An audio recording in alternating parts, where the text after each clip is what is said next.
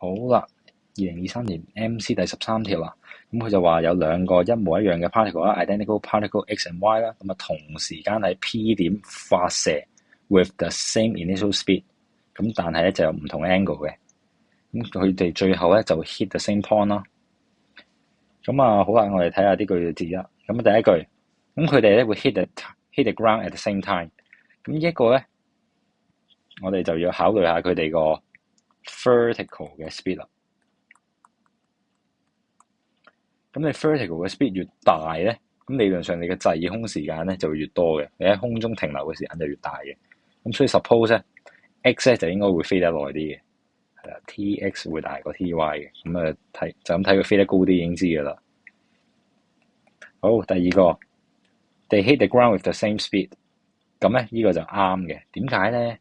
一開始佢哋嘅 PE 一樣，佢哋嘅 KE 都一樣，因為佢哋係 same initial speed。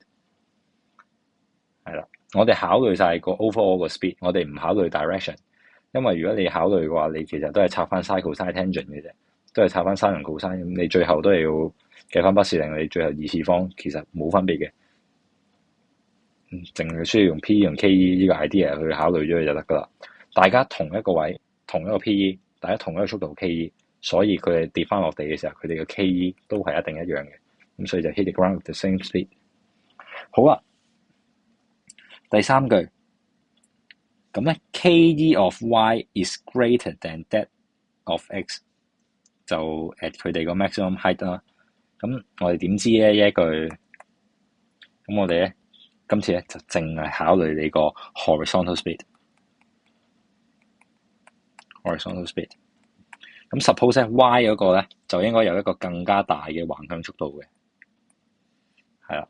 因為佢冇用咁多能量去飛向天啊嘛，冇用咁多去 vertical 啊嘛，咁所以咧，當你哋喺 maximum height 嘅時候咧 ，suppose 你哋向上向下嗰個 motion 咧就應該冇咗噶啦，你個 vy 咧就應該係等於0嘅，即係你個 y axis 方向垂直嗰一 part 個速度咧就應該冇咗噶啦。咁咧，你剩低嘅 motion 咧就淨係得打橫嘅啫。